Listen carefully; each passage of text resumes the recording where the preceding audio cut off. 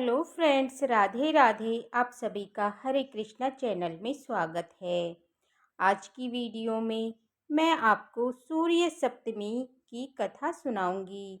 माघ मास के शुक्ल पक्ष में आने वाली सप्तमी तिथि को सूर्य सप्तमी के नाम से जाना जाता है। कहीं कहीं पर इसे रथ सप्तमी कहा जाता है। यानी इस वर्ष 2025 में सूर्य सप्तमी 4 फरवरी को मनाई जाएगी। सूर्य सप्तमी के दिन सुबह सूर्य उदय के समय भगवान सूर्य देव का पूजन किया जाता है और कथा सुनी जाती है। तो आज के वीडियो में मैं आपको सूर्य सप्तमी की कथा सुनाऊंगी। तो चलिए कथा शुरू करते हैं। कथा सुनने के लिए हमने अपने हाथ में चावल के दाने लेंगे और 1 लोटा हम जल लेंगे। इसके साथ ही हमें कथा सुननी है। देखिए, सबसे पहले हमने जो जल का लोटा लिया है, इस पर हम तिलक कर लेंगे और हम अपने आप को भी तिलक कर लेंगे। और अगर आपके साथ कोई और भी कहानी सुन रहा है तो फिर आप उसे भी तिलक कर दीजिए। इसके बाद हम कहानी शुरू करेंगे। तो अपने हाथ में हम तिल के दाने या फिर अक्षत के दाने हम लेकर कथा सुनेंगे। तो एक बार एक गांव में एक बूढ़ा ब्राह्मण रहता था। वह ब्राह्मण कोई काम नहीं करता था, सारा दिन भगवान सूर्य की पूजा करता था। भगवान सूर्य देव की पूजा अर्चना से ही उसका सारा दिन गुजरता था। ब्राह्मणी उससे सारा दिन लड़ाई झगड़ा करती थी, कहती थी कुछ कमा के लाओ, कुछ कमा कर लाओ, लेकिन ब्राह्मण सारा दिन सूर्य भगवान का पूजन ही करता था। आसपास के लोग भी ताने मारते थे कि काम धाम तो कुछ करता नहीं है, सारा दिन घंटी बजाता रहता है। ब्राह्मणी के झगड़े से, आसपास के लोगों के तानों से दुखी होकर एक दिन ब्राह्मण देवता अपनी घंटी और माला उठाकर वहां से चले गए। घर छोड़कर जंगल की तरफ निकल गए। जंगल में ब्राह्मण ने देखा कि एक तालाब है जो सूखा हुआ है और तालाब के किनारे ही एक पीपल का सूखा हुआ पेड़ है। ब्राह्मण जाकर नीचे पेड़ के नीचे बैठ गया। वहीं पर सूर्य भगवान की पूजा करने लगा। कहीं से एक लोटा जल लेकर आता और सूर्य देवता को अर्घ देता।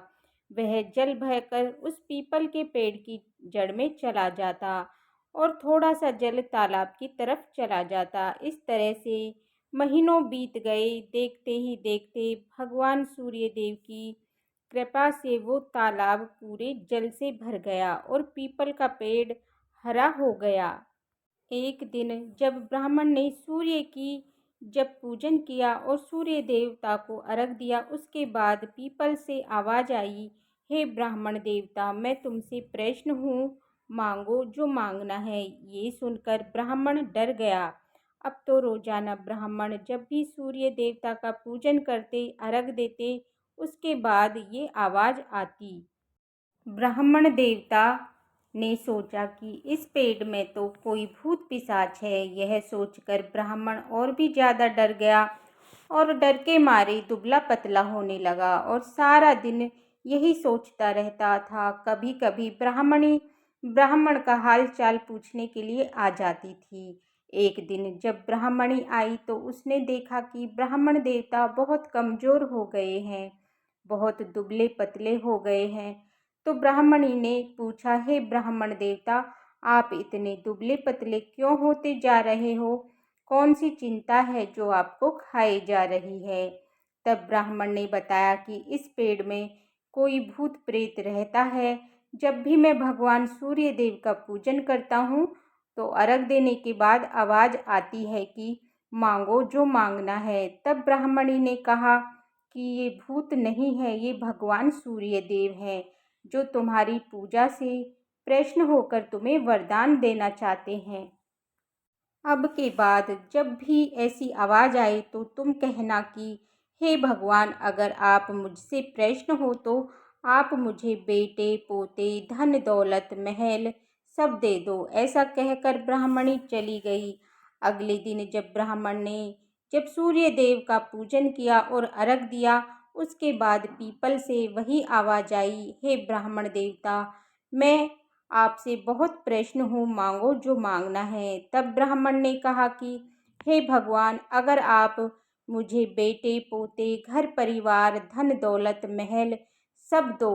तो भगवान सूर्य देव ने कहा, हे ब्राह्मण देवता, जो जो आपने कहा वो सब हो जाएगा। इसके बाद ब्राह्मण देवता जैसे पहले पूजा करते थे उसी तरह पूजा करने लगे। एक दिन ब्राह्मण ने सोचा कि देखकर आता हूँ कि बच्चे वहाँ पर कैसे रह रहे हैं। ये सोचकर ब्राह्मण अपने घर आया तो देखा कि वहाँ पर ब्राह्मण का घर तो है ही नहीं।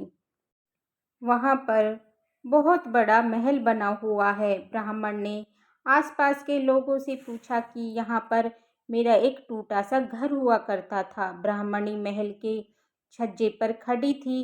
ब्राह्मणी ने देखा कि गली में ब्राह्मण देवता आए हैं, तो बच्चों से कहलवाकर ब्राह्मण देवता को घर के अंदर बुलाया और बताया कि भगवान सूर्य देव की कृपा से ही महल आपका ही है। हमारे पास धन दौलत किसी भी चीज़ की कोई कमी नहीं है और आप यहाँ आ जाइए और सुखपूर्वक यहाँ रहकर आप भगवान सूर्य देव का पूजन करिए। तब ब्राह्मण देवता ने कहा, ये धन दौलत सब मैंने तुम्हारे लिए ही मांगी थी। मैं तो सूर्य देव भगवान का पूजन करूँगा और उन्हीं की पूजा में मग्न रहूँगा। यह कहकर ब्राह्मण देवता वापस उसी पेड़ के नीचे चले गए और जाकर वहीं पर सूर्य भगवान का पूजन करने लगे। हे सूर्य भगवान, जैसे आपने ब्राह्मण देवता पर कृपा बनाई वैसे ही इस कहानी को कहते सुनते हुंकारा भरते हुए सब पर अपनी कृपा दृष्टि बनाए रखना और सबके घर धन धान से परिपूर्ण रखना। ये थी सूर्य भगवान की कथा। इसके बाद हम एक गणेश जी की कथा जरूर सुनेंगे। तो चलिए गणेश जी की कथा शुरू करते हैं। एक गांव में एक बुढ़िया थी। गणेश जी की सेवा करती थी, गणेश जी की पूजा करती थी। रोज मिट्टी के गणेश जी बनाए और गणेश जी गल जाए, रोज मिट्टी के गणेश जी बनाए और गणेश जी गल जाए। अब बुढ़िया के घर के सामने ही किसी सेठ की हवेली बन रही थी। बुढ़िया उस हवेली में गई और कारीगर से बोली, कारीगर कारीगर, मेरे पत्थर के गणेश जी बना दो। कारीगर बोले, बुढ़िया, तेरे पत्थर के गणेश जी बनाएंगे, इतनी देर में तो हम अपनी दीवार बनाएंगे। हमारे पास इतना टाइम नहीं है, किसी और से बनवा ले। अब बुढ़िया को बहुत बुरा लगा। अब बुढ़िया बोली, भगवान करे तुम्हारी दीवार टेढ़ी हो जाए। अब बुढ़िया ने ये कहकर अपने घर आ गई। कारीगर जैसे ही दीवार बनाए, दीवार टेढ़ी हो जाए, फिर ढहाए और दीवार जैसे ही बनाए फिर ढहाए। शाम को आए सेठ जी। सेठ जी ने कहा, आज कुछ भी काम नहीं किया। बोले, सेठ जी, काम तो बहुत कर रहे हैं, लेकिन जैसे ही दीवार बनाए दीवार टेढ़ी हो जाती है। इसके बाद कारीगर ने सेठ जी को सारी बात बताई बुढ़िया वाली की, कैसे कैसे बुढ़िया आई थी और उनसे गणेश जी बनवा रही थी और हमने मना कर दिया।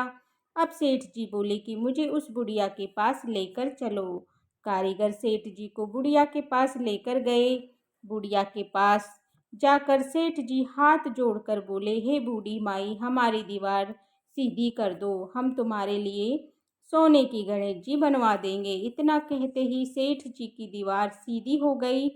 सेठ जी ने बूढ़ी माई के लिए सोने के गणेश जी बनवा कर दिए।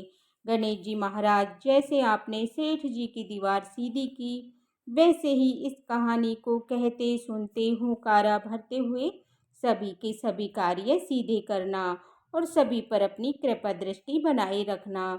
इस तरीके से हमारी सूर्य देव भगवान की और गणेश जी की कथा पूर्ण हो जाएगी। इसके बाद हमने जो अपने हाथ में तिल के दाने लिए हैं वो हम जल के लोटे में डालकर सूर्य देवता को अर्घ दे देंगे। तो इस तरीके से हमारे सूर्य देवता भगवान की कथा पूर्ण हो जाएगी। अगर आपको वीडियो पसंद आई हो और अगर आपके लिए वीडियो यूजफुल हो तो मेरे वीडियो को लाइक करें और चैनल को सब्सक्राइब करें। देखने के लिए बहुत बहुत धन्यवाद। सभी को राधे राधे। जय श्री कृष्णा।